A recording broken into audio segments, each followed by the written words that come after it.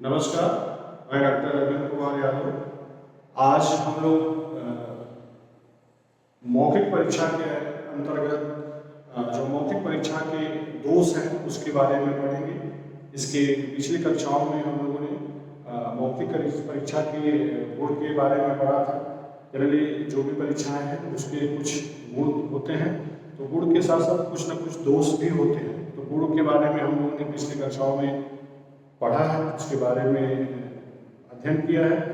आज हम लोग मौखिक परीक्षा के दोष के बारे में पढ़ेंगे। इस दोष के अंतर्गत पहला जो पॉइंट है लेखन कौशल का विकास नहीं। इसके अंतर्गत कहा जाता है कि मौखिक परीक्षा से बच्चों में लेखन कौशल का विकास उतनी अच्छी तरीके से नहीं हो पाता है जितनी लेखन संबंधी जो परीक्षाएं होती हैं उसकी अपेक्षा में। इसलिए इस परीक्षा का दोष ये है कि इसमें लेखन कौशल का विकास उतने अच्छे तरीके से नहीं हो पाता है। दूसरा है समय की अपव्ययता। जनरली कहा जाता है कि इसमें समय की बर्बादी होती है, जिसके कारण कहीं न कहीं समय बहुत लगता है, क्योंकि जनरली मौखिक परीक्षा होती है तो हम लोग सामान्य रूप से कहते हैं कि आज इस परीक्षा का या इस विषय का वाइवा होने वाला है।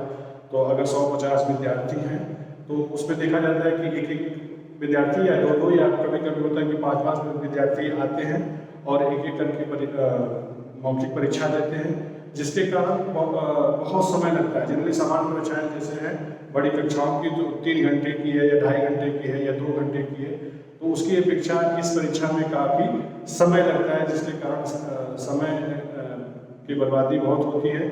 इसलिए यह मौखिक परीक्षा के दोष के अंतर्गत भी आता है। तीसरा है सभी छात्रों की परीक्षण कठिन।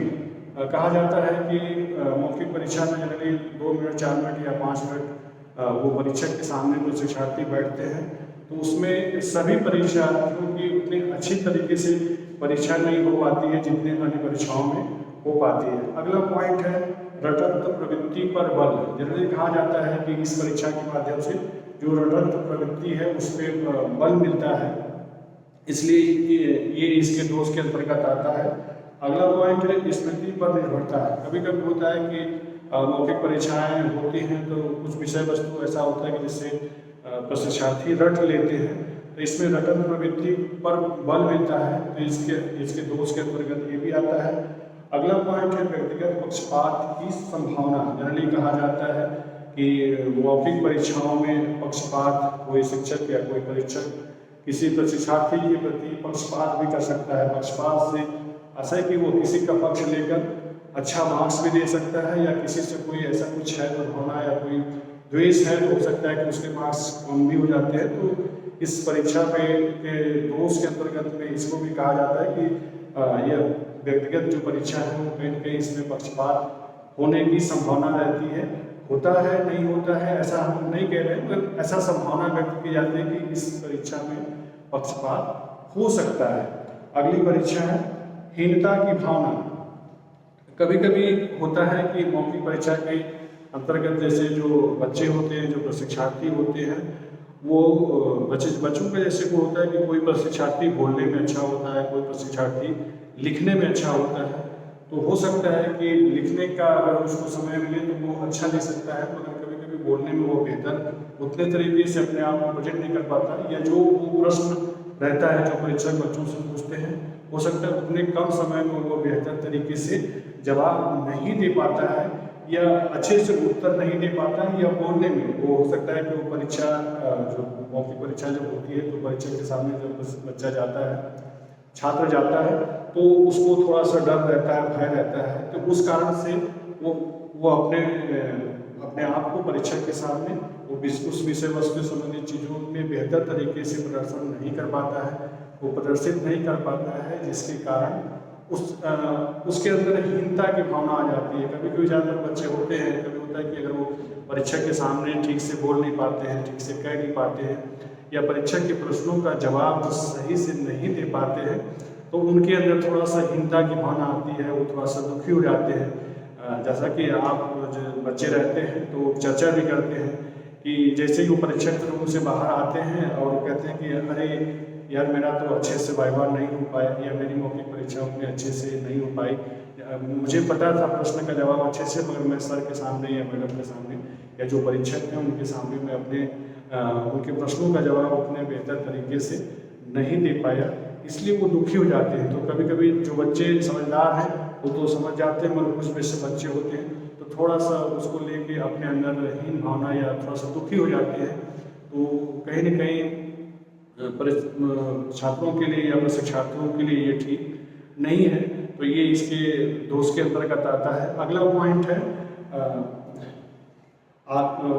वस्तुनिष्ठता का अभाव। जनरली जो वस्तुनिष्ठ परीक्षाएं होती हैं उसमें जो प्रश्न होते हैं उसके उत्तर बच्चा लिखता है, या उसके जो ऑप्शनल प्रश्न आते हैं उसमें जो सही है सही, इसमें इसके अंतर्गत जनरली ये रहता है कि जैसे कोई परीक्षक है विद्यार्थियों से प्रश्न पूछते हैं तो जिस प्रशिक्षार्थी को प्रश्न का उत्तर अच्छे से आता है वो तो अच्छे से जवाब देने का प्रयास करता है और अच्छे से जवाब देता है, मगर कभी कभी होता है कि चीज़ें वो सटीक तरीके से नहीं बता पाता है, फिर भी वो उसको कोशिश करता है कि कुछ न कुछ उस विषय वस्तु के बारे में या उस प्रश्न के बारे में मैं सर को या मैडम को या जो भी परीक्षक है उनको बताने का प्रयास करें। तो उसमें थोड़ा सा वस्तुनिष्ठता का अभाव रहता है।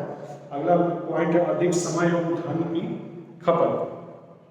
कभी कभी होता है कि जनरली जो परीक्षाएं होती हैं, जो लिखित परीक्षाएं होती हैं 2 घंटे 2.5 घंटे या 3 घंटे की रहती हैं, मगर जो मौखिक परीक्षा है इसमें 100 प्रशिक्षार्थी हैं या 50 प्रशिक्षार्थी हैं, तो उसके हिसाब से अगर देखें तो कभी कभी मान लीजिए सुबह 10-11 बजे से परीक्षा चालू हो जाती है तो शाम को 3, 4, 5, 6 बजे बज जाते हैं।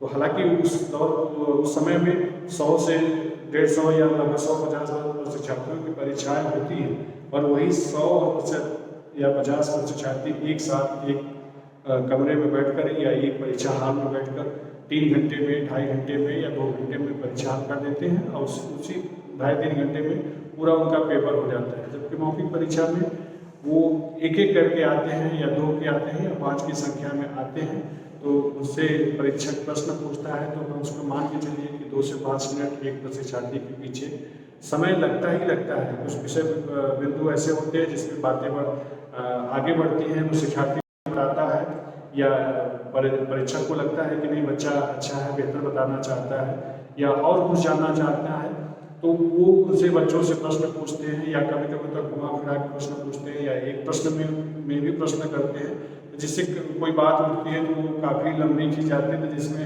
10 मिनट 15 मिनट भी लग जाता है कभी कभी। तो इसके कारण कहीं न कहीं समय और धन की खपत भी होती है।